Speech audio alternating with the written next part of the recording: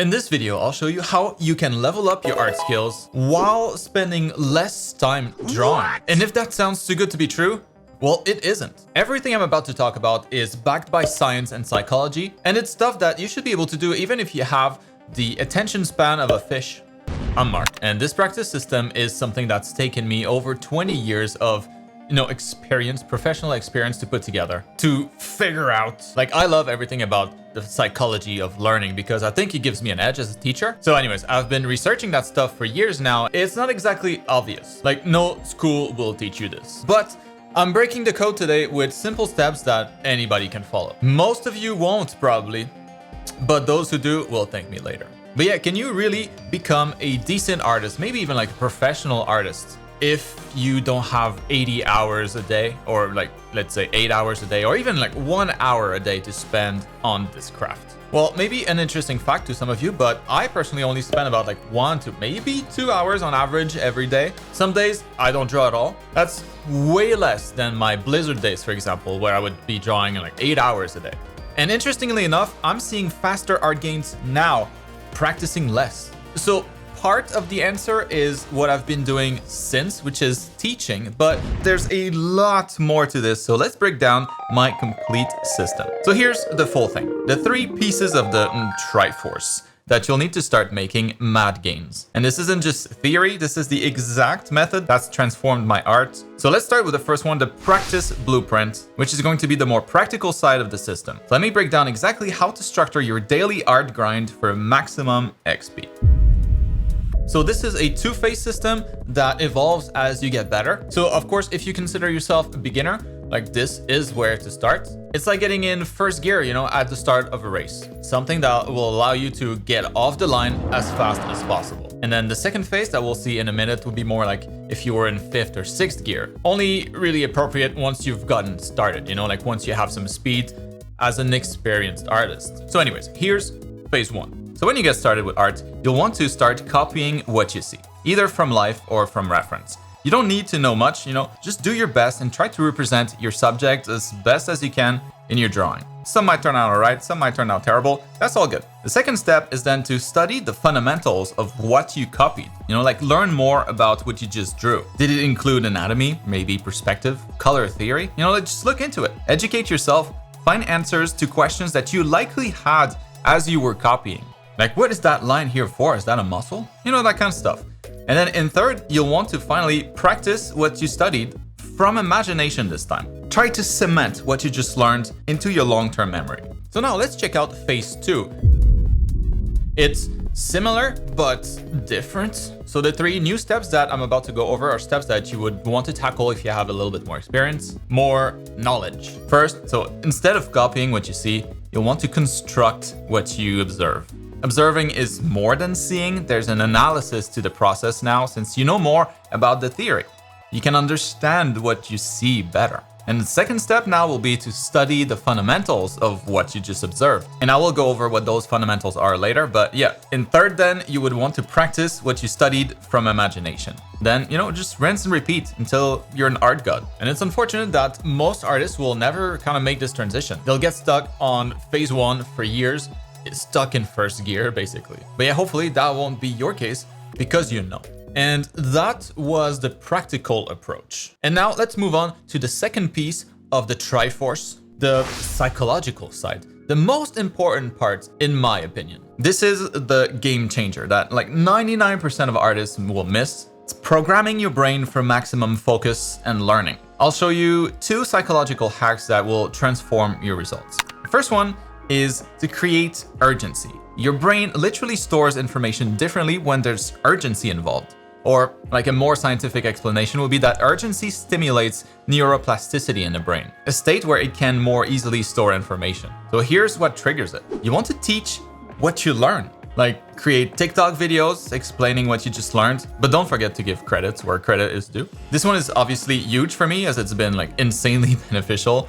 And the idea is that you can really only explain what you deeply understand. Like trying to teach something that you're not really sure about always comes with the risk of kind of being humiliated, like ridiculed for not knowing what you're talking about. So if you know you'll be teaching someone, that urgency and wanting to avoid that negative outcome will make you focus more on the material, much more so than if you had nothing writing on it. Second thing you can do is to go public with your goals, like post your project timeline on social media, tell your Discord buddies about your project, just place yourself in a position to disappoint if you don't follow through. That's a powerful motivator to get stuff done. Another one would be to risk something, like bet your friend $50 that you'll finish your piece by Friday, maybe. Or like make a deal with your parents that you'll stop playing games for a month if you don't achieve your goal. Like just risk something. It can be anything that has like some meaning to you. And then the fourth thing would be to have visual goals with countdown timers. So like to work with a time limit, a timer, like whatever it is, as long as it's something that you can always see. So maybe like a physical timer or like a date circled on your calendar that you see every day. You get the idea. So in real life, like this might look like this. Let's use my project from last week as an example here. Drawing a manga in 100 hours. And by the way, you should check it out if you haven't already. I think it's a really good video. I'll put the link down in the description below. But yeah, like normally, I personally wouldn't be that excited to practice, you know, different poses or like study storytelling specifically, like by itself without context. That's kind of dull to me. I don't tend to study a lot, but in that greater context, like drawing a manga, and it could be any project really, I'm just giving mine as an example. But for me, like practicing all this stuff suddenly became a priority. Like I actually wanted to practice like different poses, facial expressions, because that would help me with the greater project, the manga project in this case. Help me make it more successful. When your brain is in achievement mode or urgency mode, you start absorbing information like a sponge. It's a mega difference.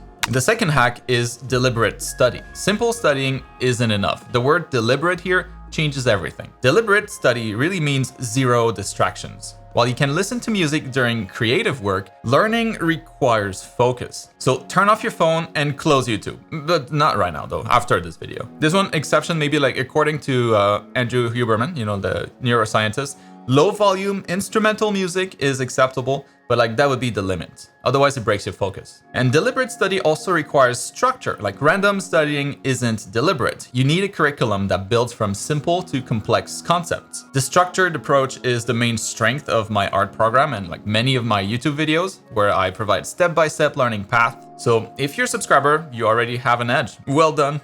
But yeah, if you want a complete art education from home with more structure than YouTube offers, maybe check out my art program with the link down below. We've actually passed 28,000 registered students, many actually working at major studios like Blizzard, Riot Games, DICE, CD Projekt Red, Ubisoft, Rockstar, and Valve. But despite the industry success, it's actually designed for complete beginners too, so don't be intimidated. And then on top of that, our Discord community means that you won't learn alone, and we're actually extending last month's sale to celebrate this milestone, albeit with just a slightly lower discount to keep it fair for those that bought the program last month, but it's still huge savings that you won't see again until the holidays. The value is crazy at that price. But yeah, to get back to the video, so make sure that you create some urgency and focus on deliberate practice. That alone is probably like the biggest change you can make. But we still have one more element to our artist Triforce, the 80-20 focus method.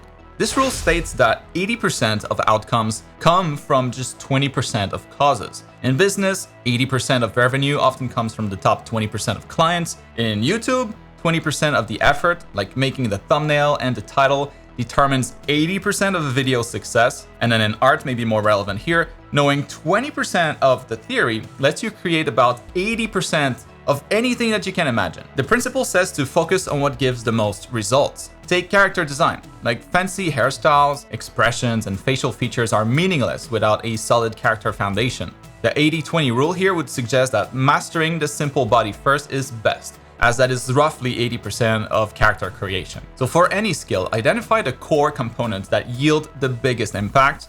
In art, these are the fundamentals, like I said I would talk about earlier. So those would be construction, perspective, gesture, anatomy, design, color and light theory, composition, and storytelling. 7 fundamentals.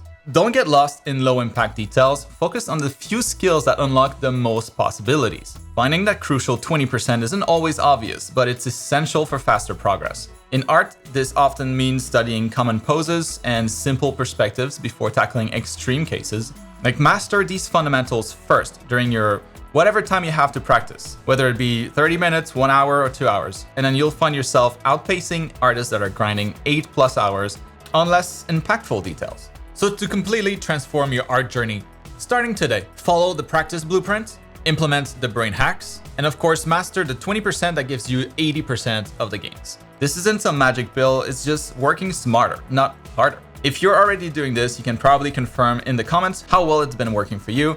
And for making it this far, I'm dropping a gift. You can get my starter brush set that includes the brush that I used for today's drawings for free with the link in the video description. Already downloaded by over 400,000 of you, it's mildly popular. And like I said earlier, you can see all the stuff that we talked about today actually demonstrated in last week's video where I drew a manga in 100 hours. The link will appear here soon. I'll see you there.